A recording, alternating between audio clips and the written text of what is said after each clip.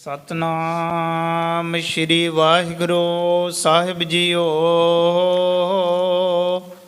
ਸ਼੍ਰੀ ਫੇਰੂ ਸੁਤ ਸੁਣੀਏ ਕਥਾ, ਪਿਖੀ ਜਥਾ ਮੈਂ ਕਥੋਂ ਤਥਾ। ਸ਼੍ਰੀ ਫੇਰੂ ਸੁਤ ਸੁਣੀਏ ਕਥਾ, ਪਿਖੀ ਜਥਾ ਮੈਂ ਕਥੋਂ ਤਥਾ। ਸਤਨਾਮ ਸ੍ਰੀ ਵਾਹਿਗੁਰੂ ਜੀ।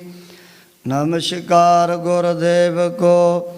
ਸਤਨਾਮ ਜਿਸ ਮੰਤਰ ਸੁਣਾਇਆ, ਭਵਜਲ ਵਿੱਚੋਂ ਕੱਢ ਕੇ ਮੁਕਤ ਪਦਾਰਥ ਮਾਏ ਸਮਾਇਆ। ਜਨਮ ਮਰਨ ਭੋ ਕੱਟਿਆ, ਸੰਸਾਰ ਰੋਗ ਵਿਜੋਗ ਮਿਟਾਇਆ। ਸੰਸਾਰ ਇਹੋ ਸੰਸਾਰ ਹੈ, ਜਨਮ ਮਰਨ ਵਿੱਚ ਦੁੱਖ ਸਵਾਇਆ। ਜਮ ਦੰਡ ਸਿਰੋਂ ਨ ਉਤਰੈ, ਸਾਖਤ ਦੁਰਜਨ ਜਨਮ ਗਵਾਇਆ। ਚਰਨ ਗਏ ਗੁਰਦੇਵ ਦੇ, ਸਤਨਾਮ ਪੜ ਮੰਤਰ ਸੁਣਾਇਆ। ਜਿਆ ਬੀਓ ਤਿਆ ਫਲ ਪਾਇਆ। ਏਕੰਕਾਰ ਸਤਿਗੁਰੂ ਤੇ ਪ੍ਰਸਾਦ ਸੱਚ ਹੋਈ।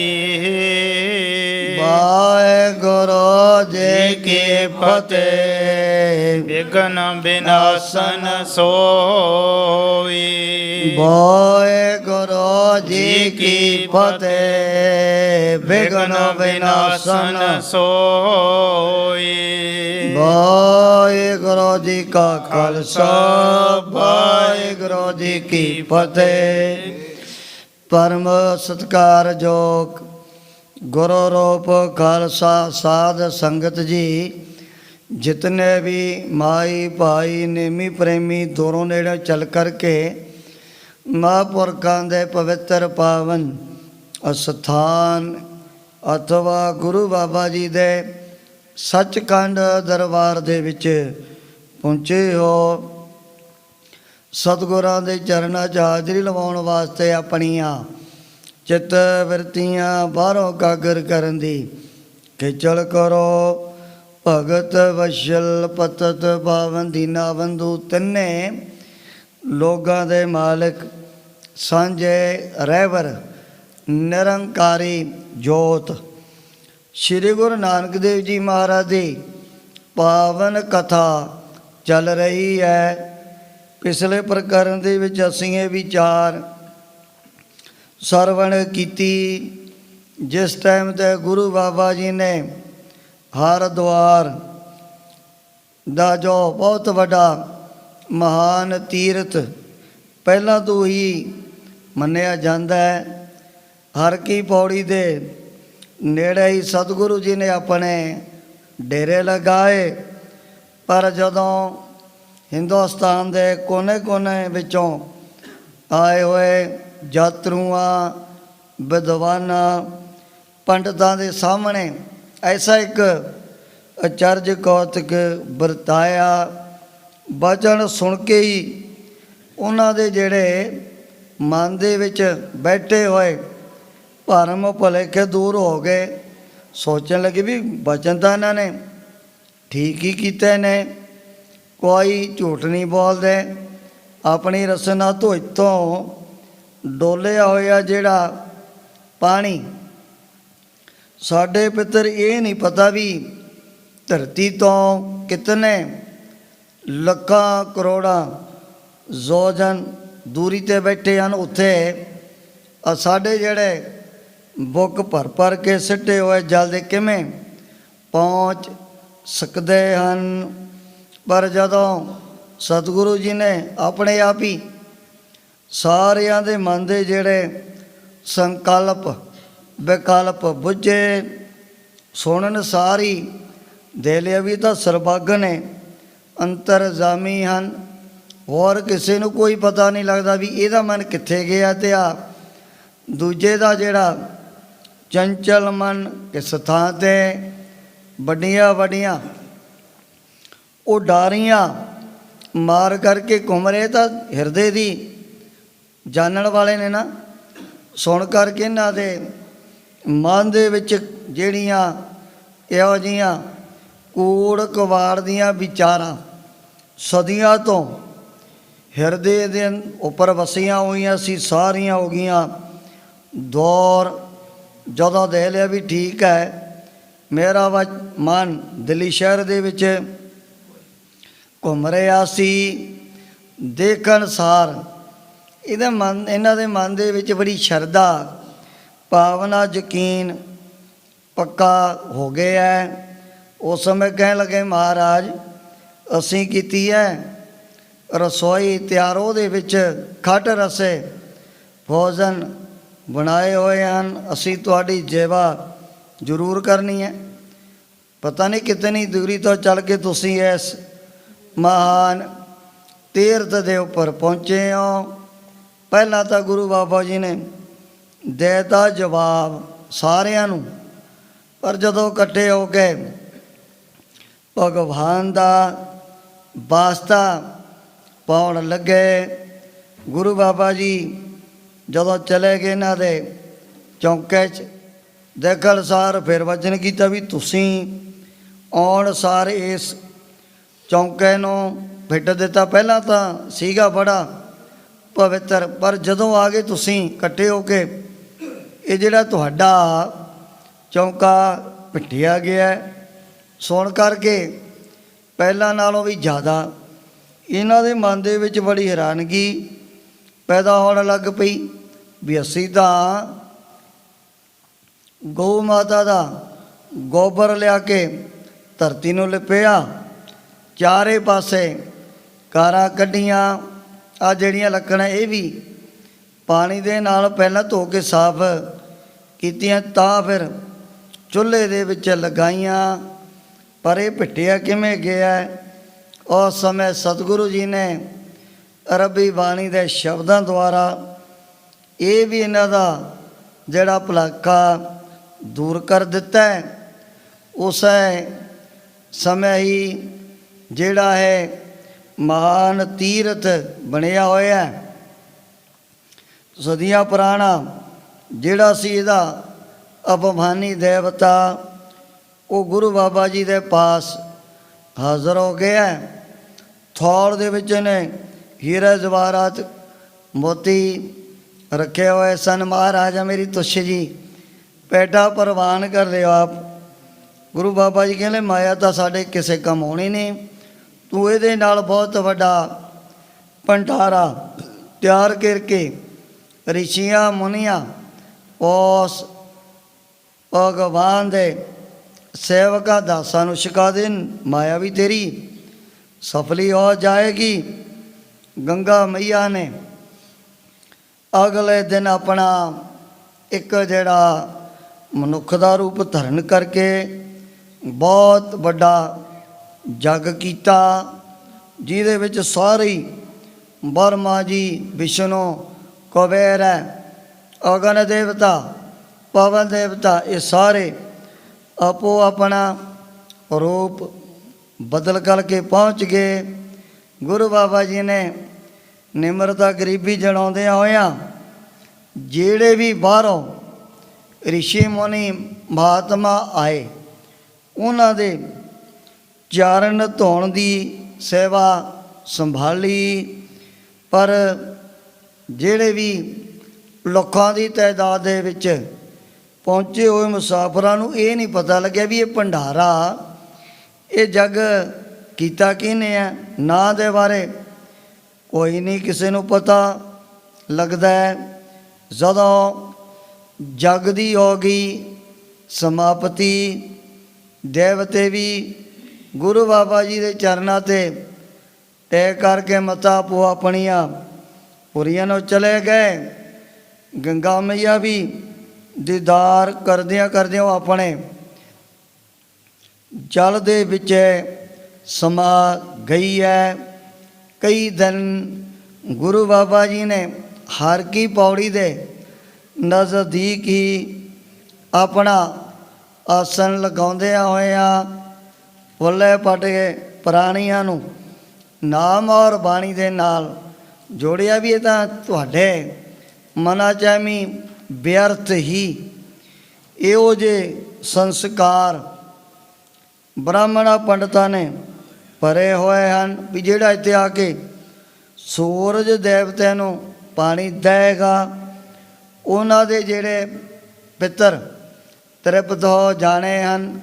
ਸਤਿਗੁਰੂ ਜੀ ਕਹਿਣ ਲੱਗੇ ਪਹਿਲਾਂ ਤਾਂ ਤੁਹਾਨੂੰ ਇਹ ਨਹੀਂ ਪਤਾ ਵੀ ਤੁਹਾਡੇ ਪਿੱਤਰ ਪਤਾ ਨਹੀਂ ਕਿਹੜੀ ਜੂਨੀ ਦੇ ਵਿੱਚ ਵਿਚਾਰੇ ਭਟਕਦੇ ਹੋਣਗੇ। ਉਸ ਜੂਨੀ 'ਚ ਤੁਹਾਡਾ ਇੱਥੇ ਡੋਲਿਆ ਹੋਇਆ ਪਾਣੀ ਦੱਸੋ ਕਿਵੇਂ ਪਹੁੰਚ ਸਕਦਾ ਹੈ। ਕਈ ਦਿਨਾਂ ਤੋਂ ਬਾਅਦ ਗੁਰੂ ਬਾਬਾ ਜੀ ਨੇ ਆਪਣੇ ਡੇਰੇ ਅੱਗੇ ਨੂੰ ਕੂਚ ਕਰਤੇ। ਇਤਿਹਾਸਕ ਪ੍ਰਸੰਗ ਪਿੱਛੇ ਆਇਆ। ਅੱਗੇ ਜਿਸ ਪ੍ਰਕਾਰ ਸਤਿਗੁਰਾਂ ਦੀ ਪਵਿੱਤਰ ਪਾਵਨ ਕਥਾ ਦੇ ਤਾਈਂ ਗ੍ਰੰਥ ਕਰਤਾ ਭਾਈ ਸਾਹਿਬ ਭਾਈ ਸੰਤੋਖ ਸਿੰਘ ਜੀ ਚਾਰਨ ਕਰਦੇ ਨੇ। ਆਪਣੇ ਮਨਾਂ ਨੂੰ ਕਾਗਰ ਕਰਦੇ ਹੋਏ ਆਲਸ ਤੋਂ ਸਾਵਧਾਨ ਹੋ ਕਰਕੇ ਆਖੋ ਸਤਨਾਮ ਸ੍ਰੀ ਵਾਹਿਗੁਰੂ ਜੀ।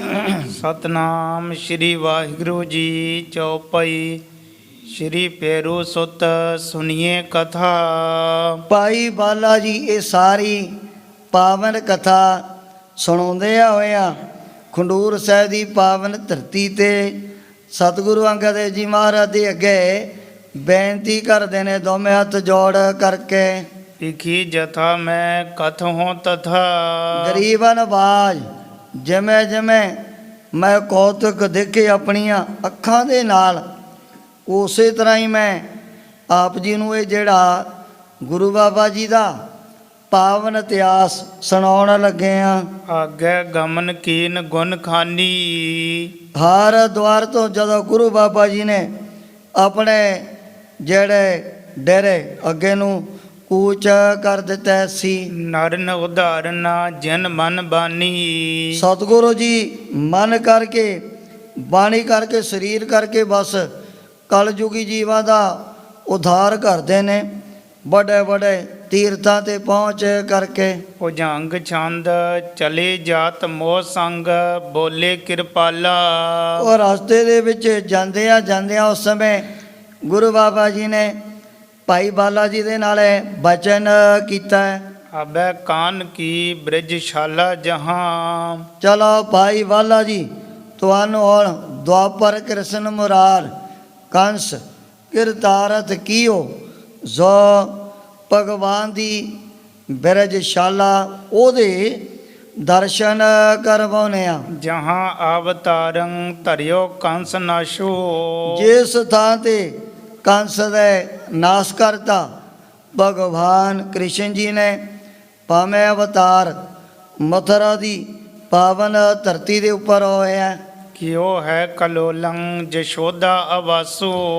ਮਾਤਾ ਜਸੋਦਾ ਦੇ ਸਾਹਿਬਜ਼ਾਦੇ ਭਗਵਾਨ ਕ੍ਰਿਸ਼ਨ ਜੀ ਨੇ ਬੜੇ ਸੁਥਾਂ ਤੇ ਕੌਤਕ ਵਰਤਾਏ ਸਨ। ਸਵਈਆ ਰਬ ਕੀ ਤਨੀਆਂ ਜਹ ਸੁੰਦਰ ਰਾਜਤ।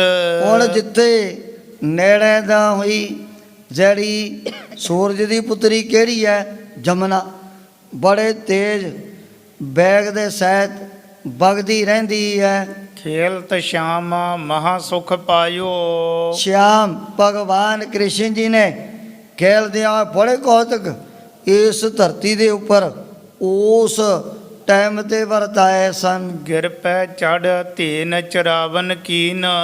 ਵੱਡੇ ਵੱਡੇ ਪਹਾੜਾਂ ਤੇ ਚੜ ਕੇ ਭਗਵਾਨ ਕ੍ਰਿਸ਼ਨ ਜੀ ਉਸ ਸਮੇਂ ਗਊਆਂ ਆਪਣੀਆਂ ਚਾਰਿਆ ਕਰਦੇ ਸੀ। ਧਰਾ ਬਹੁ ਭਾਰ ਕੋ ਜਾਹੇ ਮਿਟਾਇਓ।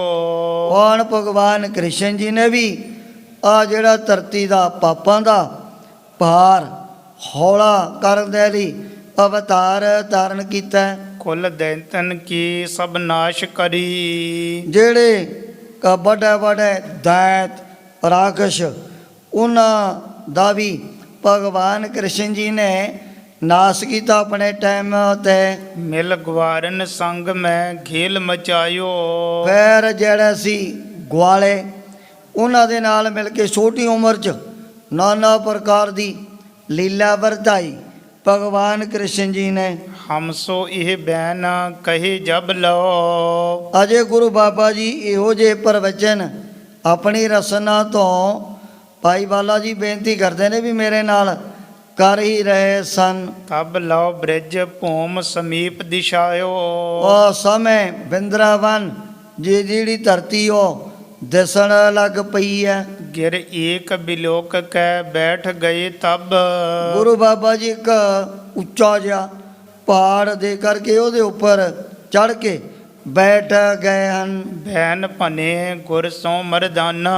ਹੁਣ ਇਕੱਲਾ ਜਿਹਾ ਪਰਬਤ ਦੇ ਕੇ ਭਾਈ ਮਰਦਾਨਾ ਜੀ ਨੇ ਆਪਣੇ ਵੱਲੋਂ ਬੇਨਤੀ ਕੀਤੀ ਹੈ। ਜਮਨਾ ਤਟ ਕੋਟ ਪਰਿਓ ਇਹ ਭਾਂਤ ਸੋ।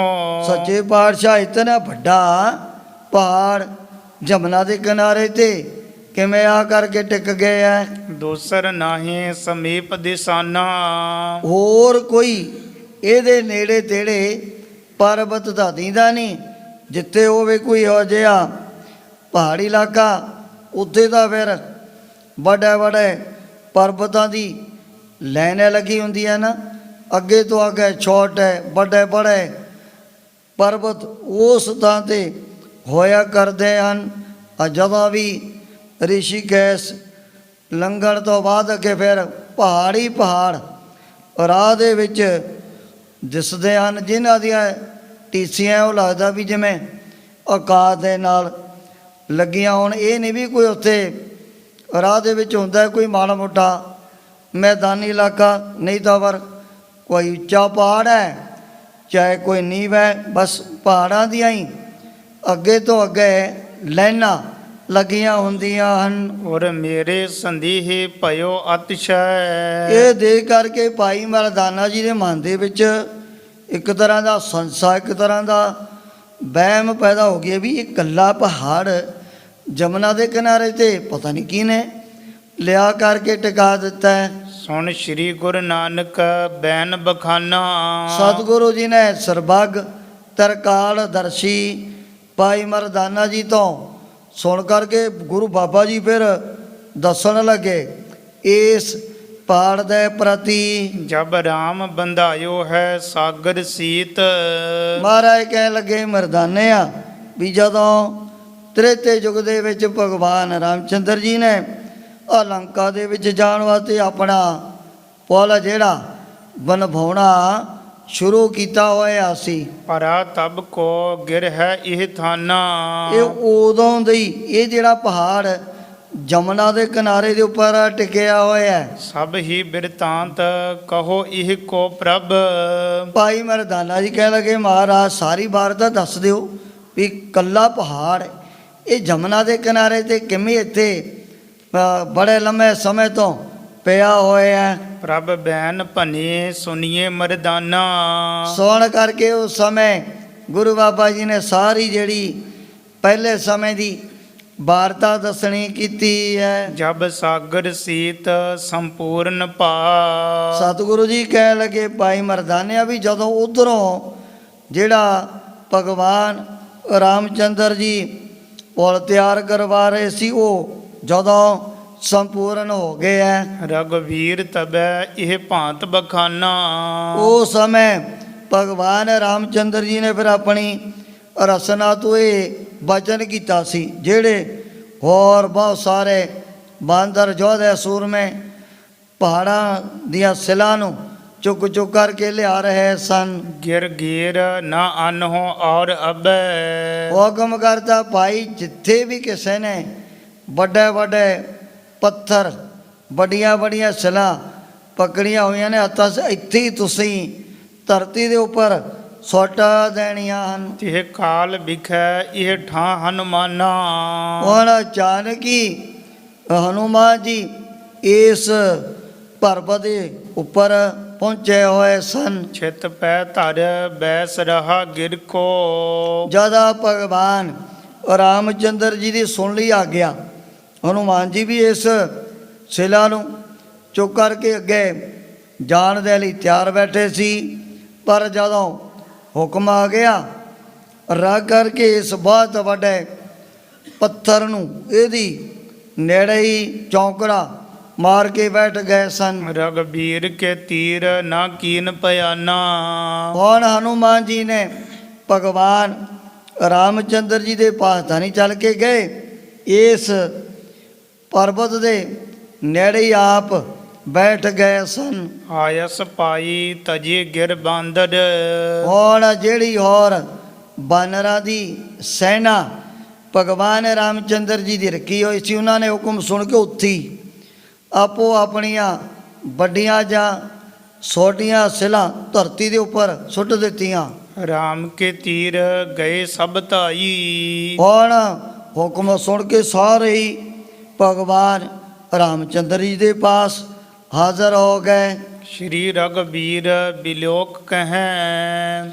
ਪਰ ਜਦੋਂ ਭਗਵਾਨ ਰਾਮਚੰਦਰ ਜੀ ਨੇ ਚਾਰੇ ਪਾਸੇ ਨਿਗਾਹ ਮਾਰ ਕੇ ਦੇਖਿਆ ਵੀ ਸੈਨਾ ਤਾਂ ਆ ਗਈ, ਪਰ ਜਿਹੜਾ ਇਹਨਾਂ ਦਾ ਜਰਨੈਲ ਉਹ ਅਜੇ ਤੱਕ ਨਜ਼ਰ ਨਹੀਂ ਆਉਂਦਾ। ਹਨੂਮਾਨ ਬਲੀ ਨਹਿ ਦੇਤ ਦਿਖਾਈ। ਪੁੱਛਿਆ ਹੋਰਾਂ ਬਾਂਦਰਾਂ ਨੂੰ ਵੀ, ਮਹਾਨ ਮਹਾਬਲੀ ਹਨੂਮਾਨ ਜੀ ਅਜੇ ਤੱਕ ਸਾਡੇ ਕੋਲ ਕਿਉਂ ਨਹੀਂ ਪਹੁੰਚੇ, ਕੀ ਕਾਰਨ ਐਸਾ ਹੋ ਗਿਆ? ਜੋ ਸੁਨ ਕੇ ਤੇ ਸੰਗ ਹੋਤੋ ਜੋ। ਜਿਹੜਾ ਹੁਣ ਹਨੂਮਾਨ ਜੀ ਦੇ ਨਾਲ ਰਹਿਣ ਵਾਲਾ ਸਾਥੀ, ਉਹਨੇ ਆਪਣੇ ਵੱਲੋਂ ਸਾਰੀ ਗੱਲਬਾਤ ਭਗਵਾਨ ਜੀ ਦੇ ਅੱਗੇ ਬੇਨਤੀ ਕਰ ਦਿੱਤੀ। ਸਭੈ ਕਹਿ ਕੇ ਤਬ ਗਾਥ ਸੁਨਾਈ। ਸਾਰੀ ਜਿਹੜੀ ਗਾਥਾ ਉਹਨੇ ਆਪਣੇ ਆਪ ਹੀ ਭਗਵਾਨ ਜੀ ਦੇ ਪਾਸ ਦੱਸ ਦਿੱਤੀ ਹੈ। ਰਾਮ ਕਹਿ ਤਹ ਜਾਹੋ ਅਬੈ। ਸੁਣ ਕਰਕੇ ਭਗਵਾਨ ਰਾਮਚੰਦਰ ਜੀ ਕਹਿ ਲਗੇ ਵੀ ਜਾਓ, ਬੁਲਾ ਕਰਕੇ ਲਿਆਓ ਹਨੂਮਾਨ ਜੀ ਨੂੰ ਸਾਡੇ ਪਾਸ। ਇੱਕ ਬਾਂਦਰ ਅਨ ਹੋ ਬੇਗ ਬੁਲਾਈ। ਉਸੇ ਵਕਤ ਇੱਕ ਬਾਂਦਰ ਨੂੰ ਭਗਵਾਨ ਰਾਮਚੰਦਰ ਜੀ ਨੇ ਆਪਣੇ ਵੱਲੋਂ ਆਗਿਆ ਕਰ ਦਿੱਤੀ ਹੈ। ਧਾਈ ਗਇਓ ਹਨੂਮਾਨ ਸਮੀਪ। ਉਹ ਵੀ ਬਚਨ ਸੁਣਨ ਸਾਰੀ ਬੜੀ ਤੇਜ਼ੀ ਦੇ ਨਾਲ ਦੌੜ ਕਰਕੇ ਜਦੋਂ ਹਨੂਮਾਨ ਜੀ ਦੇ ਪਾਸ ਪਹੁੰਚ ਗਿਆ। ਅੱਜ ਵੀ ਕਈ ਜਿਹੜੇ ਮਦਾਰੀ ਲੋਕ ਬਾਂਦਰਾਂ ਨੂੰ ਸਿਖਾ ਕੇ ਕਿਹੋ ਜਿਹਾ ਉਹਨਾਂ ਤੋਂ ਤਮਾਸ਼ਾ ਕਰਵਾ ਕਰਕੇ ਆਪਣੀ ਰੋਜੀ ਕਮਾਉਂਦੇ ਹਨ। ਹੱਥ ਦੇ ਵਿੱਚ ਚੀਜ਼ ਫੜਾ ਕੇ ਜਿੱਥੇ ਵੀ ਇਸ਼ਾਰਾ ਕੀਤਾ ਵੀ ਫਲਾਣੇ ਥਾਂ 'ਤੇ ਰੱਖਣੀ ਹੈ, ਉੱਥੇ ਹੀ ਜਾ ਕੇ ਰੱਖੋ, ਇਸ਼ਾਰੇ ਦੇ ਨਾਲ ਹੀ। ਉਸ ਵਕਤ ਵੀ ਇਹੋ ਜਿਹੀ ਸਿਆਣਪ ਇਹਨਾਂ ਦੇ ਵਿੱਚ ਪਾਈ ਜਾਂਦੀ ਸੀ। ਸੁਣ ਕਰਕੇ ਭਗਵਾਨ ਰਾਮਚੰਦਰ ਜੀ ਦਾ ਬਚਨ ਜਦੋਂ ਇਹ ਬਾਂਦਰ ਹਨੂਮਾਨ ਜੀ ਦੇ ਪਾਸ ਪਹੁੰਚ ਗਿਆ, ਚਲੋ ਰਘਬੀਰ ਨੇ ਬੇਗ ਬੁਲਾਵਾ। ਬੇਨਤੀ ਕੀਤੀ, ਐ ਹਨੂਮਾਨ ਜੀ ਚਲੋ, ਤੁਹਾਨੂੰ ਭਗਵਾਨ ਰਾਮਚੰਦਰ ਜੀ ਨੇ ਆਪਣੇ ਪਾਸ ਬੁਲਾਇਆ। ਮੇਰੋ ਨਾ ਜਾਨ ਬਨੈ ਇਹ ਭਾਂਤ।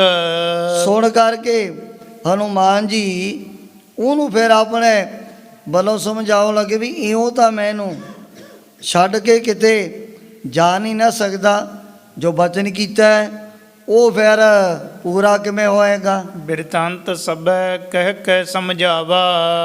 ਉਹਨੇ ਇਸ ਪਰਬਤ ਦੀ ਜਿਹੜੀ ਗਾਥਾ ਆਪਣੇ ਉਸ ਸਾਥੀ ਨੂੰ ਚੰਗੀ ਤਰ੍ਹਾਂ ਪਾਸ ਬਿਠਾ ਕਰਕੇ ਸਮਝਾ ਦਿੱਤੀ ਹੈ। ਸੋ ਸੁਨ ਕੇ ਪੁਨ ਰਾਮ ਸਮੀਪ।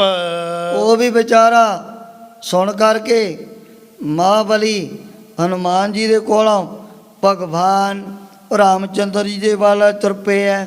ਗਇਓ ਸਭ ਹੀ ਪੁਨ ਸੋ ਪ੍ਰਸੰਗ ਸੁਨਾਵਾ। ਜਾ ਕਰਕੇ ਸਾਰੀ ਗੱਲਬਾਤ ਉਸੇ ਤਰ੍ਹਾਂ ਭਗਵਾਨ ਰਾਮਚੰਦਰ ਜੀ ਦੇ ਅੱਗੇ ਬੇਨਤੀ ਕਰਤੀ। ਆਵਤ ਹੈ ਨਾ ਪਰ ਭੰਜਨ ਨੰਦਨ। ਕਹਿ ਲਗੇ ਪਵਨ ਪੁੱਤਰ ਵੀ ਜਿਹਨੂੰ ਕਹਿੰਦੇ ਹਨ ਮਹਾਰਾਜ, ਉਹਨਾਂ ਨੇ ਤਾਂ ਆਉਣ ਤੋਂ ਨਾ ਆਪਣੇ ਵੱਲੋਂ ਨਾ ਕਰ ਦਿੱਤੀ ਹੈ। ਮੋਹ ਸੰਗ ਐਸੇ ਹੀ ਬੈਨ ਅਲਾਵਾ। ਜਦੋਂ ਮੈਂ ਜਾ ਕਰਕੇ ਦੱਸਿਆ, ਉਹਨਾਂ ਨੇ ਫਿਰ ਇਹ ਜਿਹੜੀ ਗਾਥਾ ਮੈਨੂੰ ਆਪਣੇ ਪਾਸ ਬਿਠਾ ਕਰਕੇ ਚੰਗੀ ਤਰ੍ਹਾਂ ਸਮਝਾਈ ਹੈ। ਜਾਏ ਪਹਾੜ ਉਪਾਰਨ ਮੈਂ ਜਬ। ਵੀ ਜਦੋਂ ਹਨੂਮਾਨ ਜੀ ਜਿਹੜਾ ਪਹਾੜ ਟਿਕਿਆ ਹੋਇਆ ਸੀ ਜਮਨਾ ਦੇ ਕਿਨਾਰੇ ਤੇ ਉਹਨੂੰ ਦੋਵੇਂ ਹੱਥਾਂ ਦੇ ਨਾਲ ਪੁੱਟਣ ਲੱਗੇ ਸੀ। ਲਾਗਿਓ ਤਬੈ ਇਬ ਬਾਣੀ ਅਲਾਈ। ਜਦੋਂ ਹਨੂਮਾਨ ਜੀ ਉਹਨੂੰ ਲੱਗੇ ਚੁੱਕਣ ਦੇ ਕਰਕੇ ਉਹ ਜਿਹੜਾ ਪਹਾੜ ਆਪਣੇ ਵੱਲੋਂ ਕਹਿਣ ਲੱਗੇ ਐ, ਮੋਹਿ ਉਚਾਬ ਹੋ ਨਾਹੀ ਅਬੈ। ਕਹਿ ਲੱਗਿਆ ਹਨੂਮਾਨ ਜੀ ਕਾਹਨੂੰ ਮੈਨੂੰ ਆ ਕਰਕੇ ਤੁਸੀਂ ਇਸ ਥਾਂ ਤੋਂ ਪੱਟਣ ਲੱਗੇ ਹੋ। ਜੇ ਉਚਾਬ ਹੋ ਤਾਂ ਸੁਣੀਏ ਮਨ ਲਾਈ। ਜੇ ਚੁੱਕ ਕਰਕੇ ਮੈਨੂੰ ਲਿਜਾਣਾ ਹੈ, ਪਹਿਲਾਂ ਫਿਰ ਮੇਰੀ ਜਿਹੜੀ ਇੱਕ ਗੱਲਬਾਤ ਤੁਹਾਨੂੰ ਸੁਣਨੀ ਪੈਣੀ ਹੈ। ਸ਼੍ਰੀ ਰਘਬੀਰ ਜਹਾਂ ਪਦ ਪੰਕਜ। ਵੀ ਪੁੱਟ ਲੈ ਜ਼ਰੂਰ, ਮੈਂ ਆਪਣੇ ਵੱਲੋਂ ਨਾ ਤਾਂ ਨਹੀਂ ਕਰਦਾ, ਪਰ ਚੁੱਕ ਕੇ ਮੈਨੂੰ ਉਸ ਥਾਂ ਤੇ ਜਾ ਕੇ ਟਿਕਾਉਣਾ ਹੈ ਵੀ ਜਿੱਥੇ ਭਗਵਾਨ ਰਾਮਚੰਦਰ ਜੀ ਦੇ ਚਰਨ ਹਨ। ਤਾਂ ਕਿ ਤਰੇ ਮੋਹੇ ਦੇਹੋ ਟਿਕਾਈ। ਮੈਨੂੰ ਪੁੱਟ ਕਰਕੇ ਉੱਥੇ ਵੀ ਭਗਵਾਨ ਰਾਮਚੰਦਰ ਜੀ ਦੇ ਪਾਵਨ ਚਰਨਾਂ ਦੇ ਨਾ ਥੱਲੇ ਜਾ ਕਰਕੇ ਟਿਕਾਉਣਾ ਹੈ। ਆਨ ਸਥਾਨ ਵਿਖੈ ਜੇ ਧਰੋ। ਅਗਰ ਤੂੰ ਮੈਨੂੰ ਇਸ ਥਾਂ ਤੋਂ ਉਠਾ ਕੇ ਕਿਸੇ ਹੋਰ ਜਗ੍ਹਾ ਤੇ ਰੱਖਣ ਦੇ ਲਈ ਮਨ ਦੇ ਵਿੱਚ ਹੈ ਮਨਸਾ ਧਾਰਨ ਕੀਤੀ ਹੈ। ਤਿਹ ਥਾਨ ਤੇ ਨੀਕੇ ਰਹੋ ਇਹ ਥਾਈ। ਇਹ ਜਿਹੜਾ ਪਰਬਤ ਕਹਿ ਲੱਗੇ ਵੀ ਉਹਦੇ ਨਾਲ ਤਾਂ ਇੱਥੇ ਮੈਂ 100 ਗੁਣਾ ਚੰਗਾ ਨਾ ਕਿਤੇ ਨੇ ਟਾਈਮ ਦਾ ਟਿਕਿਆ ਹੋਇਆ। ਅਗਰ ਪੁੱਟਣਾ ਹੈ ਪੁੱਟ ਲੈ, ਪਰ ਮੈਨੂੰ ਚੁੱਕ ਕੇ ਤੈਂ ਜਾ ਕੇ ਭਗਵਾਨ ਰਾਮਚੰਦਰ ਜੀ ਦੇ ਪਾਵਨ ਚਰਨਾਂ ਦੇ ਥੱਲੇ ਟਿਕਾਈ। ਇਹ ਮੇਰੇ ਨਾਲ ਤੈਨੂੰ ਵਾਅਦਾ ਕਰਨਾ ਪਵੇਗਾ। ਸਹੁ ਪਹਾੜ ਕੇ ਸੰਗ ਕਰੀ। ਹੁਣ ਉਸ ਸਮੇਂ ਸੁਣ ਕਰਕੇ ਜੋਧੇ ਸੂਰਮੇ ਹਨੂਮਾਨ ਜੀ ਨੇ ਇਹਦੇ ਨਾਲ ਵਾਅਦਾ ਕਰ ਲਿਆ ਵੀ ਕੋਈ ਗੱਲ ਨਹੀਂ, ਜਿਵੇਂ ਤੂੰ ਚਾਹੁੰਦਾ ਮੈਂ ਉਸੇ ਤਰ੍ਹਾਂ ਹੀ ਕਰ ਦੇਣਾ ਹੈ। ਰਘਵੀਰ ਖੜੀ ਜਹ ਸਾਰੰਗ ਪਾਨੀ।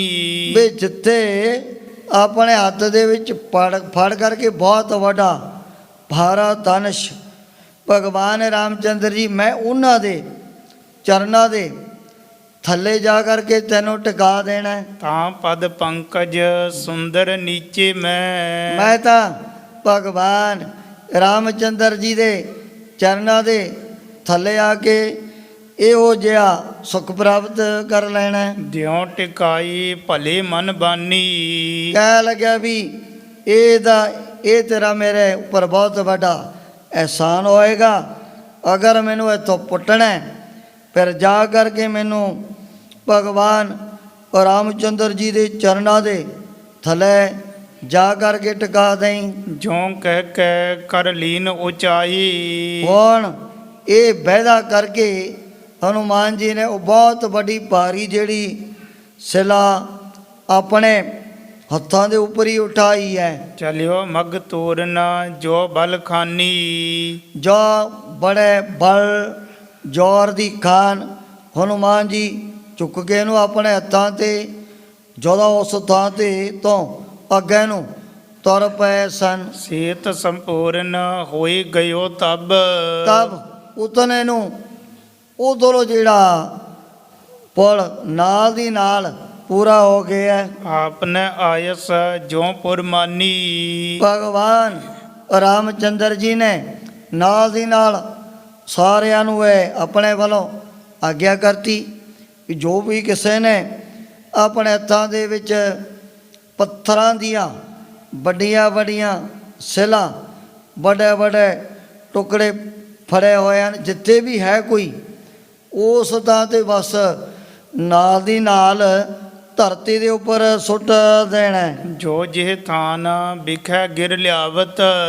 ਜੋ ਵੀ ਬਸ ਛੋਟੀਆਂ ਵੱਡੀਆਂ ਸਿਲਾਂ ਹੱਥਾਂ ਦੇ ਵਿੱਚ ਪਕੜ ਕਰਕੇ ਨਾ ਸਾਡੇ ਵੱਲ ਲੈ ਕਰਕੇ ਆ ਰਹੇ ਹੈ। ਸੋ ਤਿਹ ਥਾਨ ਮੈਂ ਦੇਹੋ ਟਿਕਾਈ। ਉੱਥੇ ਹੀ ਆਪੋ ਆਪਣੇ ਹੱਥਾਂ 'ਚ ਪਕੜੀਆਂ ਹੋਈਆਂ ਛੋਟੀਆਂ ਵੱਡੀਆਂ ਪੱਥਰਾਂ ਦੀਆਂ ਜਿਹੜੀਆਂ ਸਿਲਾਂ ਥੱਲੇ ਗਹਿਰ ਦੇਣੀਆਂ ਹਨ। ਆਇਆ ਰਾਵਰ ਕੀ ਸੁਣ ਕੇ। ਔਰ ਜਦੋਂ ਹਨੂਮਾਨ ਜੀ ਨੇ ਵੀ ਭਗਵਾਨ ਰਾਮਚੰਦਰ ਜੀ ਦਾ ਜਿਹੜਾ ਹੁਕਮ ਆਪਣੇ ਕੰਨਾਂ ਦੇ ਨਾਲ ਸੁਣ ਲਿਆ, ਹਸ ਮੰਜਸ ਜਾਨ ਹਿਰਦੈ ਕਪਰਾਈ। ਇਹ ਸੁਣਨ ਅਨੁਸਾਰ ਬੜੀ ਇੱਕ ਤਰ੍ਹਾਂ ਦੀ ਅਸਮੰਜਸ ਬਾਰਤਾ ਹਨੂਮਾਨ ਜੀ ਦੇ ਮਨ ਦੇ ਵਿੱਚ ਪੈਦਾ ਹੋ ਗਈ। ਜੇ ਨਾ ਤਜੋਂ ਧਰਮ ਦਾਸਨ ਕੋ। ਸੋਚਦਾ ਵੀ ਜੇ ਤਾਂ ਮੈਂ ਹੁਣ ਇਹਨੂੰ ਇੱਥੇ ਹੀ ਰੱਖਦਾ ਤਾਂ ਫਿਰ ਜੋ 10 ਸੇਵਕਾਂ ਦਾ ਕੀਤਾ ਹੋਇਆ ਧਰਮ ਉਹ ਮੇਰਾ ਨਸ਼ਟ ਹੋ ਜਾਣਾ। ਸੋ ਨਾਸ ਹਵੈ ਜਾਤ ਹੈ ਨਾਹੀਂ ਭਲਾਈ। ਇਹ ਮੇਰੇ ਵਾਸਤੇ ਚੰਗੀ ਗੱਲ ਹੀ ਨਾ। ਸੇਵਕ ਦਾ ਫਰਜ਼ ਕੀ ਹੈ? ਗੁਰ ਕਾ ਕਰੇ। ਸੇਵਕ ਜੋ ਰਹਿ ਗੁਰ ਕੀ ਆਗਿਆ। ਮਨ ਮੈਂ ਸਹਿ ਆਪ ਸਕੋ ਕਰ ਕਛ ਨਾ ਜਨਾਵੈ। ਹਰ ਹਰ ਨਾਮ ਹਿਰਦੈ ਸਦ ਧਿਆਵੈ।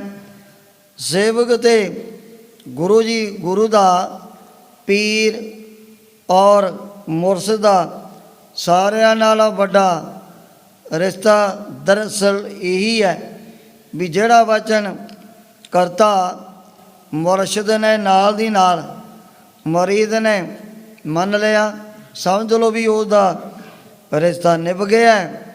ਜੇਕਰ ਸਲਾਮ ਜਵਾਬ ਦੋਵਾ ਕਰੇ, ਮੁੰਡਾ ਕੁੱਤਾ ਜਾਏ, ਇੱਕ ਦੀਆਂ 4 ਸੁਣਾਉਣੀਆਂ। ਉਹ ਸਮੇਂ ਗੁਰੂ ਤੇ ਸੇਵਕ ਦਾ ਜਿਹੜਾ ਰਿਸ਼ਤਾ ਨਾਲ ਦੀ ਨਾਲ ਖਤਮ ਹੋ ਜਾਣਾ। ਸੋਚਣ ਲੱਗੇ ਹਨੂਮਾਨ ਜੀ ਵੀ ਕੀ ਕੀਤਾ ਜਾਏ। ਪਹਿਲਾਂ ਤਾਂ ਮੈਂ ਇਹਦੇ ਨਾਲ ਆਪਣੇ ਵੱਲੋਂ ਵਾਅਦਾ ਕੀਤਾ ਹੋਇਆ ਸੀ ਵੀ ਕੋਈ ਗੱਲ ਨਹੀਂ, ਜਿੱਥੇ ਕਹੇ ਉੱਥੇ ਮੈਂ ਜਾ ਕੇ ਤੈਨੂੰ ਰੱਖ ਦੂੰ। ਉਧਰੋਂ ਭਗਵਾਨ ਰਾਮਚੰਦਰ ਜੀ ਦਾ ਹੁਕਮ ਆ ਗਿਆ।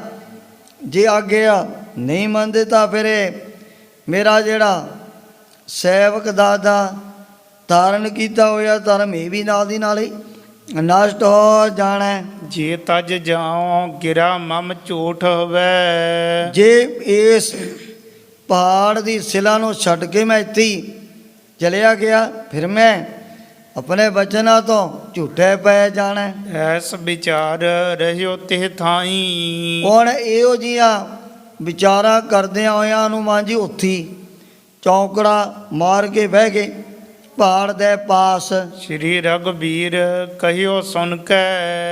ਜਿਆਦਾ ਭਗਵਾਨ ਰਾਮਚੰਦਰ ਜੀ ਨੇ ਵੀ ਇਹ ਵਾਰਤਾ ਹਨੂਮਾਨ ਜੀ ਦੇ ਸਾਥੀ ਕੋਲ ਚੰਗੀ ਤਰ੍ਹਾਂ ਆਪ ਸੁਣ ਲਈ ਹੈ। ਜੁਗ ਦੁਆਪਰ ਮੈਂ ਧਰਹੁ ਅਵਤਾਰੂ। ਉਸ ਸਮੇਂ ਕਹਿਣ ਲੱਗੇ ਵੀ ਜਾ ਕਰਕੇ ਕਹਿ ਦਿਓ ਹਨੂਮਾਨ ਜੀ ਨੂੰ, ਜਦੋਂ ਮੈਂ ਦੁਆਪਰ ਯੁੱਗ ਦੇ ਵਿੱਚ ਫਿਰ ਜੀਵਾਂ ਦੇ ਭਲੇ ਵਾਸਤੇ ਆਪਣਾ ਅਵਤਾਰ ਧਾਰਨ ਕਰਨਾ ਉਪਰ ਤਾਂ ਕੀ ਬਿਲਾਸ ਕਰੋ। ਵੀ ਜਿਹੜੇ ਬਚਨ ਕੀਤੇ ਹੋਏ ਨੇ ਨਾ, ਉਸ ਪਰਬਤ ਨੇ ਹਨੂਮਾਨ ਜੀ ਦੇ ਨਾਲ ਉਹ ਵਾਅਦੇ ਮੈਂ ਦੁਆਪਰ ਯੁੱਗ ਦੇ ਵਿੱਚ ਇਹਦੇ ਸਾਰੇ ਪੂਰੇ ਕਰ ਦੇਣੇ ਹਨ। ਬੜੀਆਂ ਖੇਲਾਂ ਇਹਦੇ ਉੱਪਰ ਕਰਨੀਆਂ ਹਨ। ਚਿਰ ਕਾਲ ਲਓ ਮੈਂ ਪਗ ਸੰਗ ਬਿਹਾਰੂ। ਕਾਫੀ ਟਾਈਮ ਇਸ ਬਹੁਤ ਵੱਡੇ ਪਹਾੜ ਦੇ ਉੱਪਰ ਮੈਂ ਆਪਣੇ ਚਰਨ ਪਾ ਪਾ ਕਰਕੇ ਵਿਚਰਨਾ। ਸੋ ਸੁਣ ਕੇ ਹਨੂਮਾਨ ਕੇ ਤੀਰ ਗਇਓ। ਹੁਣ ਇਹ ਵਚਨ ਸੁਣ ਕਰਕੇ ਉਹ ਜਿਹੜਾ ਹਨੂਮਾਨ ਜੀ ਦਾ ਸਾਥੀ ਇਹਦੇ ਪਾਸ ਪਹੁੰਚ ਗਿਆ। ਗਇਓ ਸਭ ਹੀ ਵਿਦ ਕੀਨ ਉਚਾਰੂ। ਜਿਵੇਂ ਜਿਵੇਂ ਤ੍ਰੇਤੇ ਯੁੱਗ ਦੇ ਅਵਤਾਰ ਨੇ ਬਚਨ ਕੀਤੇ, ਉਹ ਸਾਰੀ ਗੱਲਬਾਤ ਜਾ ਕਰਕੇ ਹਨੂਮਾਨ ਜੀ ਨੂੰ ਦੱਸ ਦਿੱਤੀ ਹੈ। ਤਉ ਹਨੂਮਾਨ ਪਿਆਨ ਕੀਓ। ਫਿਰ ਇਹ ਬਚਨ ਸੁਣ ਕੇ ਹਨੂਮਾਨ ਜੀ ਉਸ ਪਹਾੜ ਨੂੰ ਛੱਡ ਕਰਕੇ ਅੱਗੇ ਨੂੰ ਚੱਲ ਪਏ ਸਨ। ਜਹ ਠਾਂਡ ਹੁਤੀ ਰਘੁਵੰਸ਼ ਕੁਮਾਰੂ। ਜਿਸ ਥਾਂ ਤੇ ਤ੍ਰੇਤੇ ਯੁੱਗ ਦੇ ਅਵਤਾਰ ਮਹਾਰਾਜੇ ਦਸ਼ਰਥ ਦੇ ਵੱਡੇ ਸਾਹਿਬਜ਼ਾਦੇ ਆਪ ਖੁਦ ਧਰਤੀ ਦੇ ਉੱਪਰ ਖੜੇ ਸਨ। ਤਬ ਕੋ ਇਹ ਥਾਨ ਧਰਾ ਸੋ ਧਰਾ ਧਰ। ਗੁਰੂ ਬਾਬਾ ਜੀ ਕਹਿ ਲੱਗੇ ਮਰਦਾਨਿਆ ਇਹ ਉਦੋਂ ਦਾ ਹੀ ਬਹੁਤ ਵੱਡਾ ਜਿਹੜਾ ਪਹਾੜ ਜਮਨਾ ਦੇ ਕਿਨਾਰੇ ਦੇ ਉੱਪਰ ਟਿਕਿਆ ਹੋਇਆ ਹੈ। ਧਾਰ ਅਵਤਾਰ ਮੁਰਾਰ ਸੁਹਾਈ। ਮੁਰਾਰ ਸੁਹਾਏ। ਫਿਰ ਦੁਆਪਰ ਯੁੱਗ ਦੇ ਵਿੱਚ ਜਦੋਂ ਭਗਵਾਨ ਕ੍ਰਿਸ਼ਨ ਜੀ ਨੇ ਅਵਤਾਰ ਧਾਰਨ ਕੀਤਾ ਇਸ ਪਰਬਤ ਦੇ ਉੱਪਰ ਬੜੇ ਕੌਤਕ ਭਗਵਾਨ ਜੀ ਨੇ ਆਪ ਵਰਤਾਏ ਸਨ। ਸਭ ਗੋਪਨ ਮੈਂ ਮਿਲ ਕੇ ਮਧੂਸੂਦਨ। ਮਧੂਸੂਦਨ ਮਧੂ ਨਾਮ ਦੇ ਦੈਂਤ ਨੂੰ ਨਾਸ਼ ਕਰਨ ਵਾਲੇ ਭਗਵਾਨ ਜੀ ਨੇ ਗੋਪੀਆਂ ਦੇ ਨਾਲ ਮਿਲ ਕਰਕੇ ਨਾਨਾ ਪ੍ਰਕਾਰ ਦੀ ਲੀਲਾ ਕੀਤੀ ਹੈ। ਬਾਲਕ ਸੰਗ ਮੈਂ ਖੇਲ ਮਚਾਈ। ਜਦੋਂ ਭਗਵਾਨ ਕ੍ਰਿਸ਼ਨ ਜੀ ਅਜੇ ਬਾਲਕ ਰੂਪ ਦੇ ਵਿੱਚ ਉਸ ਸਮੇਂ ਵੀ ਬਹੁਤ ਸਾਰੇ ਜਿਹੜੇ ਗਵਾਲੇ ਉਹਨਾਂ ਦੇ ਨਾਲ ਮਿਲ ਕਰਕੇ ਇਸ ਪਰਬਤ ਦੇ ਉੱਪਰ ਖੇਡਿਆ ਕਰਦੇ ਸਨ। ਇਹ ਜਾਨ ਪੁਨੀਤ ਪਹਾੜ ਵੱਡੋ। ਗੁਰੂ ਬਾਬਾ ਜੀ ਕਹਿਣ ਲੱਗੇ ਭਾਈ ਮਰਦਾਨਾ ਜੀ ਇਹ ਜਿਹੜਾ ਪਹਾੜ ਬੜਾ ਹੀ ਪਵਿੱਤਰ ਮੰਨਿਆ। ਪਦ ਕੇਸਵ ਨੇ ਬਹੁ ਕਾਲ ਲਗਾਈ। ਕੇਸਵ ਤੋਂ ਭਾਵ ਭਗਵਾਨ ਕ੍ਰਿਸ਼ਨ ਜੀ ਨੇ ਪਤਾ ਨਹੀਂ ਕਿਤਨੀ ਦਫਾ ਇਹਦੇ ਉੱਪਰ ਆ ਕੇ ਆਪਣੇ ਚਰਨ ਪਾਏ ਸੀ ਦੁਆਪਰ ਯੁੱਗ ਦੇ ਵਿੱਚ। ਜਿਹ ਨਾਸ਼ ਕਰੀ ਸਭ ਦੈਂਤਨ ਕੇ ਕੁਲ। ਜਿਹੜੀ ਦੈਂਤਾਂ ਰਾਖਸ਼ਾਂ ਦੀ ਕੁਲ ਬਹੁਤ ਜ਼ਿਆਦਾ ਵੱਧ ਚੁੱਕੀ। ਕੈਸੀ ਕੰਸ ਮਥਨ ਜਿਨ ਕੀਆ ਜੇ ਦਾਨ ਕਾਲੀ ਕੋ ਦਿਆ। ਸਤਿਗੁਰੂ ਜੀ ਨੇ ਵੀ ਬੜੇ ਇਹੋ ਜਿਹੇ ਪ੍ਰਵਚਨ ਕੀਤੇ ਹੋਏ ਹਨ। ਕਾਲ ਜਮਨ ਵਰਗੇ ਬਹੁਤ ਵੱਡੇ ਵੱਡੇ ਹੰਕਾਰੀ ਪਾਪੀ ਦੁਸ਼ਟ ਉਹਨਾਂ ਦਾ ਵੀ ਭਗਵਾਨ ਕ੍ਰਿਸ਼ਨ ਜੀ ਨੇ ਆਪ ਸੰਘਾਰ ਕੀਤਾ। ਔਰ ਧਰਾ ਬਹੁ ਭਾਰ ਮਿਟਾਈ। ਉਸ ਵਕਤ ਵੀ ਭਗਵਾਨ ਕ੍ਰਿਸ਼ਨ ਜੀ ਨੇ ਅਵਤਾਰ ਧਾਰਨ ਕੇ ਇਸ ਧਰਤੀ ਦਾ ਜਿਹੜਾ ਭਾਰ ਹੌਲਾ ਕੀਤਾ।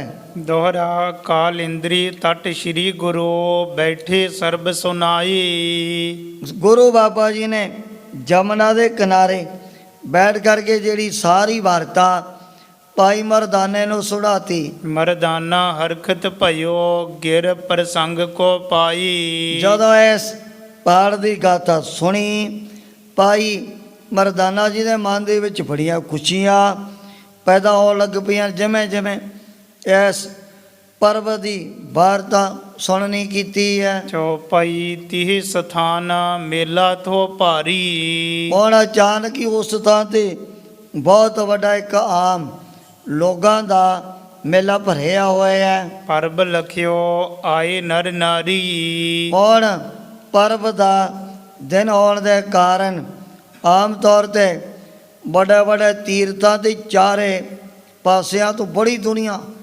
ਬੜੇ ਮੁਸਾਫਰ ਆਇਆ ਕਰਦੇ ਸੀ। ਬ੍ਰਹਮਚਾਰੀ ਬੈਰਾਗੀ ਜਤੀ। ਇਸੇ ਤਰ੍ਹਾਂ ਬ੍ਰਹਮਚਾਰੀ ਵੀ ਜਤੀ ਵੀ ਤਪੀ ਵੀ ਬਹੁਤ ਵੱਡੇ ਵੱਡੇ ਮਨੀਸ਼ਰ ਜੋਗੀ ਜਨ ਸਾਧੂ ਮਹਾਤਮਾ ਤਕਰੀਬਨ ਜਿਵੇਂ ਮਥੁਰਾ ਹੋਇਆ ਇੱਥੇ ਵੀ ਬਹੁਤ ਵੱਡੇ ਵੱਡੇ ਜਿਹੜੇ ਮੇਲੇ ਭਰਿਆ ਕਰਦੇ ਹਨ। ਜਦੋਂ ਭਗਵਾਨ ਕ੍ਰਿਸ਼ਨ ਜੀ ਦਾ ਜਨਮ ਦਿਨ ਹੋਵੇ ਜਿਹਨੂੰ ਅਸ਼ਟਮੀ ਕਹਿੰਦੇ ਆ ਉਸ ਸਮੇਂ ਬਿੰਦਰਾ ਬਨ ਦੇ ਵਿੱਚ ਇਤਨਾ ਲੋਕਾਂ ਦਾ ਇਕੱਠ ਹੁੰਦਾ ਹੈ ਵੀ ਜਿਹੜੇ ਚਾਰੇ ਪਾਸਿਆਂ ਤੋਂ ਅੰਦਰ ਆਉਣ ਵਾਲੀਆਂ ਰੋਡਾਂ ਵੀ ਪਹਿਲਾਂ ਹੀ ਪ੍ਰਸ਼ਾਸਨ ਬੰਦ ਕਰ ਦਿੰਦਾ ਹੈ। ਅੰਦਰ ਕਿਸੇ ਨੂੰ ਜਾਣ ਨਹੀਂ ਦਿੰਦੇ। ਇਤਨੀ ਭੀੜ ਲੋਕਾਂ ਦੀ ਇਕੱਠੀ ਹੋ ਜਾਂਦੀ ਹੈ। ਦਾਸ ਨੇ ਵੀ ਦਰਸ਼ਨ ਕੀਤੇ ਨੇ। ਉਸ ਸਮੇਂ ਜਿਹੜੀ ਗੱਡੀ ਕਾਫੀ ਬਾਹਰ ਕਈ ਕਿਲੋਮੀਟਰਾਂ 'ਤੇ ਖੜਾਉਣੀ ਪੈਂਦੀ ਹੈ।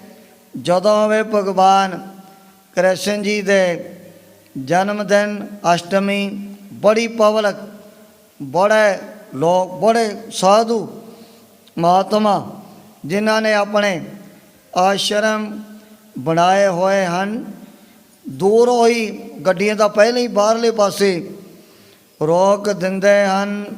ਬਹੁਤ ਵੱਡੇ ਵੱਡੇ ਜਿਹੜੇ ਮੰਦਰ ਤਾਂ ਭਗਵਾਨ ਕ੍ਰਿਸ਼ਨ ਜੀ ਦੇ ਬਿੰਦਰਾਵਨ ਦੇ ਵਿੱਚ ਬਣੇ ਹੋਏ ਹਨ, ਜਿਨ੍ਹਾਂ ਦੀ ਆਮ ਤੌਰ 'ਤੇ 500 ਦੀ ਗਿਣਤੀ ਸੁਣੀ ਜਾਂਦੀ ਹੈ ਵੀ 500 ਬਹੁਤ ਵੱਡੇ ਵੱਡੇ ਜਿਹੜੇ ਮੰਦਰ ਭਗਵਾਨ ਕ੍ਰਿਸ਼ਨ ਜੀ ਦੀ ਯਾਦ ਦੇ ਅੰਦਰ ਹੁਣ ਵੀ ਬਿੰਦਰਾਵਨ ਦੇ ਵਿੱਚ ਸ਼ਸ਼ੋਭਤ ਹਨ। ਉੱਥੇ ਵੱਡੇ ਵੱਡੇ ਟਲ ਖੜਕਦੇ ਹੀ ਰਹਿੰਦੇ ਹਨ।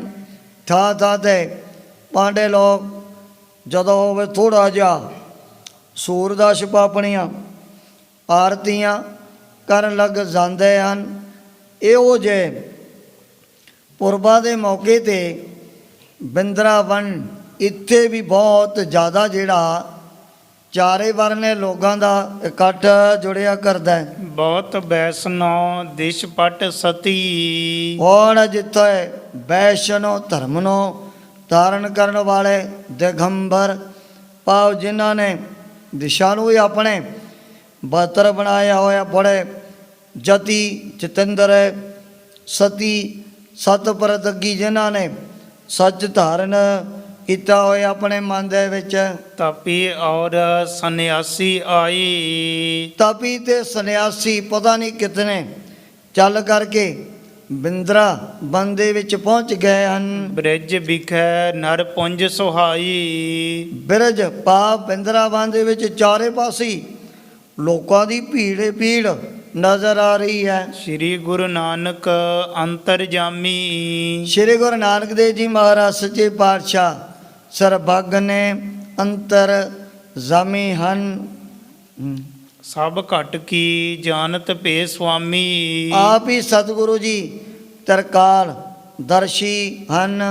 ਅੰਧ ਧੁੰਦ ਵਰਤਿਆ ਜਗ ਮਾਹੀ। ਦੇ ਲਿਆ ਗੁਰੂ ਬਾਬਾ ਜੀ ਨੇ ਵੀ ਚਾਰੇ ਪਾਸੇ ਦੁਨੀਆ ਦੇ ਵਿੱਚ ਝੂਠ ਦਾ ਤਾਂ ਬਸ ਅੰਧ ਧੁੰਦੀ ਮਚਿਆ ਹੋਇਆ। ਸਤਿਗੁਰੂ ਨਾਨਕ ਪ੍ਰਗਟਿਆ, ਮਿਟੇ ਧੁੰਦ ਜਗ ਚਾਨਣ ਹੋਆ। ਜਿਉਂ ਕਰ ਸੂਰਜ ਨਿਕਲਿਆ, ਤਾਰੇ ਛਪੇ ਅੰਧੇਰ ਪਲੋਆ। ਸਿੰਘ ਬੁੱਕੇ ਮਰਗਾਵਲੀ, ਪੰਨੀ ਜਾਏ ਨਾ ਤੀਰਤ ਹੋਆ। ਜਿੱਥੇ ਬਾਬਾ ਪੈਰ ਤੇਰੇ, ਪੂਜਾ ਆਸਣ ਥਾਪਣ ਸੋਆ। ਉਸ ਸਮੇਂ ਗੁਰੂ ਬਾਬਾ ਜੀ ਨੇ ਜਦੋਂ ਜਿਵੇਂ ਅਵਤਾਰ ਧਾਰਨ ਕੀਤਾ, ਆ ਜਿਹੜੀ ਪਾਪਾਂ ਵਾਲੀ ਧੁੰਦ ਨਾਲ ਦੀ ਨਾਲ ਮਿਟਣੀ ਸ਼ੁਰੂ ਹੋ ਗਈ। ਸਤਿਗੁਰੂ ਨਾਨਕ ਪ੍ਰਗਟਿਆ, ਮਿੱਟੀ ਧੁੰਦ ਜਗ ਚਾਨਣ ਹੋਆ। ਜਿਉਂ ਕਰ ਸੂਰਜ ਨਿਕਲਿਆ, ਤਾਰੇ ਛਪੇ ਅੰਧੇਰ ਪਲੋਆ। ਸੂਰਜ ਚੜ੍ਹਿਆ ਨਹੀਂ, ਤਾਰਿਆਂ ਦੀ ਰੋਸ਼ਨੀ ਜੋ ਵੀ ਪ੍ਰਕਾਸ਼, ਚਾਹੇ ਚੰਦਰਮਾ ਹੋਵੇ, ਬਸਾਰੀ ਉਸੇ ਵਕਤ ਹੀ ਅਲੋਪ ਹੋ ਜਾਂਦੇ ਹਨ। ਹੁਣ ਗੁਰੂ ਬਾਬਾ ਜੀ ਜਿੱਥੇ ਵੀ ਜਾਂਦੇ ਹਨ, ਉੱਥੇ ਫਿਰ ਐਸੇ ਹੀ ਪ੍ਰਵਚਨ ਸੁਣਾਇਆ ਕਰਦੇ ਸਨ। ਸੁਧ ਆਤਮੈ ਨਰ ਕੋ ਨਾਹੀ। ਸਤਿਗੁਰੂ ਜੀ ਨੇ ਦੇ ਲਿਆ ਵੀ ਬੈਠੇ ਤਾਂ ਭਾਵੇਂ ਬਹੁਤ ਵੱਡੇ ਤੀਰ ਦੇ ਉੱਪਰ ਨੇ, ਪਰ ਇਹਨਾਂ ਦੇ ਮਨ ਦੇ ਵਿੱਚ ਉਸੇ ਤਰ੍ਹਾਂ 420 ਠੱਗੀ ਟੋਰੀ ਪਾਪਾਂ ਦੀ ਬੜੀ ਮੈਲ ਕਚੈਲ ਭਰੀ ਹੋਈ ਹੈ। ਹੁਣ ਜਿਸ ਪ੍ਰਕਾਰ ਗੁਰੂ ਬਾਬਾ ਜੀ ਨੇ ਇੱਥੋਂ ਦੇ ਰਹਿਣ ਵਾਲੇ ਪਾਂਡਿਆਂ ਮੁਸਾਫਰਾਂ ਨੂੰ ਵੀ ਉਸੇ ਤਰ੍ਹਾਂ ਪ੍ਰੇਮ ਭਗਤੀ ਦਾ ਜਿਹੜਾ ਮਾਰਗ ਦਰਸਾਉਣਾ ਹੈ, ਉਸ ਪ੍ਰਸੰਗ ਦੀ ਵਿਚਾਰ ਅੱਗੇ ਕੀਤੀ ਜਾਏਗੀ। ਇਉਂ ਸ਼੍ਰੀ ਗੁਰੂ ਨਾਨਕ ਦੇਵ ਜੀ ਮਹਾਰਾਜ ਗੁਰਤਾ ਗੱਦੀ 'ਤੇ ਬਿਰਾਜਮਾਨ ਹੋ ਕੇ ਆਪਣੇ ਪਵਿੱਤਰ ਉਪਦੇਸ਼ ਅਤੇ ਦਰਸ਼ਨਾਂ ਦੁਆਰਾ ਬੜ ਭਾਗੇ ਗੁਰ ਸਿੱਖਾ ਤਾਈ ਨੇ ਹਾਲ ਕਰ ਰਹੇ ਨੇ। ਅੰਧ ਧੁੰਦ ਵਰਤਿਆ ਜਗ ਮਾਹੀ। ਸੁਧ ਆਤਮੈ ਨਰ ਕੋ ਨਾਹੀ। ਅੰਧ ਧੁੰਦ ਵਰਤਿਆ ਜਗ ਮਾਹੀ। ਸੁਧ ਆਤਮੈ ਨਰ ਕੋ ਨਾਹੀ। हे जोत है पार ब्रह्म अविनाशी अग ਅਗਨਾਸ